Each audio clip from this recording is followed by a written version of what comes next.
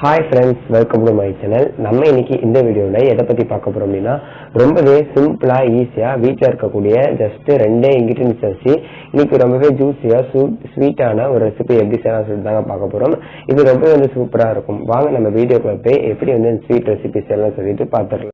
இந்த sweet recipe பண்ணுறதுக்கு first ஒரு மிக்சிங் பவுல் எடுத்துக்கோங்க. அதில் அரை கப் அளவு மைதா மாவு சேர்த்துக்கலாம்.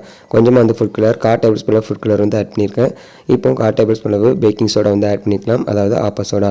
நீங்கள் ஃபுட் கலர் ஆட் பண்ண விருப்பம் இல்லை அப்படின்னா தாராளமாக ஸ்கிப் பண்ணிக்கலாம். இல்லை இந்த ஃபுட் கலருக்கு பதிலாக உங்களுக்கு வேறு ஏதாவது ஃபுட் கலர் இருந்துச்சு அப்படின்னா அதை கூட நீங்கள் சேர்த்துக்கலாம். இப்போ எல்லாத்தையும் நல்லா மிக்ஸ் பண்ணதுக்கப்புறமா இப்போ கொஞ்சமாக தண்ணி விட்டு நம்ம நல்லா கொஞ்சம் மாவு கெட்டியாக பிசைஞ்சு எடுத்துக்க போகிறோம். அதாவது நம்ம எப்படிலாம் சப்பாத்திக்கு மாவு பிசைவோம் அதே மாதிரி பார்த்தீங்கன்னா பிசைஞ்சு எடுத்துக்கலாம். பாருங்கள், இந்த அளவுக்கு பிசைஞ்சு எடுத்தது அப்புறமா இது நம்ம சப்பாத்தியில் வச்சு ரோல் பண்ணி எடுத்துடலாம்.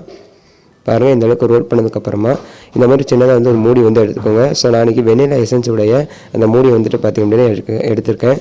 ஸோ இந்த மாதிரி சின்ன சைஸாக இருக்க மாதிரி பார்த்துக்கோங்க. ஸோ அப்போ தான் நல்லா டார்க்காக அழகாக இருக்கும்.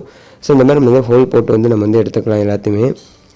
பாருங்கள், நம்மளுக்கு எக்கச்சக்க இந்த மாதிரி ரவுண்டாக கிடச்சிருக்கு. பாருங்கள், நிறையா நம்மளுக்கு வந்திருக்கு. அரை கப்பிலே பார்த்திங்க அப்படின்னா நம்மளுக்கு நிறையா அது கிடைக்கும்.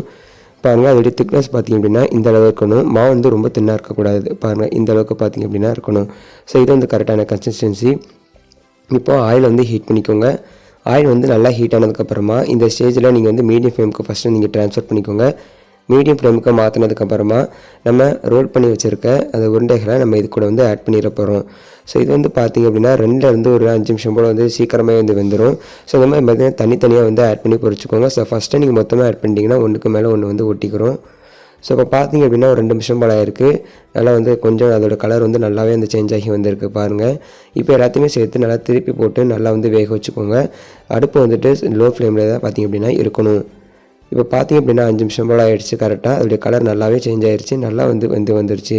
ஸோ இப்போ இதை வேறு ஒரு பிளேட்டுக்கு ட்ரான்ஸ்ஃபர் பண்ணிக்கலாம். ஸோ இதே மாதிரி நம்ம எல்லாத்தையுமே பொரிச்சு எடுத்துக்கலாம். ஸோ இப்போ சுகர் சிரப் ரெடி பண்ணி வச்சுருக்கேன். இந்த சுகர் சிரப் நீங்கள் எந்த கப்புக்கு மைதா அளந்தீங்களோ அதே கப்புக்கு ஒரு கப் அளவு சுகர் சேர்த்துக்கோங்க. கரெக்டாக இருக்கும். அது கூட பார்த்திங்க அப்படின்னா 50 ml அளவு தண்ணி விட்டு நல்லா ஒரு பிசுப்பு தன்மை வந்ததுக்கப்புறமா நம்ம ஸ்டவ் ஆஃப் பண்ணிடலாம். இதுக்கு எந்த ஒரு பாகு பதமே தேவை கிடையாது. ஸோ ஜஸ்ட் இந்த பிசுப்பு தன்மை வந்தாலே போதும்.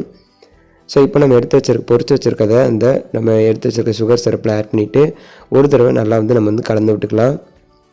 பாருங்கள், பார்க்கறதுக்கே ரொம்ப அழகாக இருக்குது. இது பார்த்திங்கன்னா ரொம்ப டேஸ்ட்டாக இருக்கும். கன்ஃபார்ம் நீங்கள் வீட்டில் ட்ரை பண்ணி பாருங்கள்.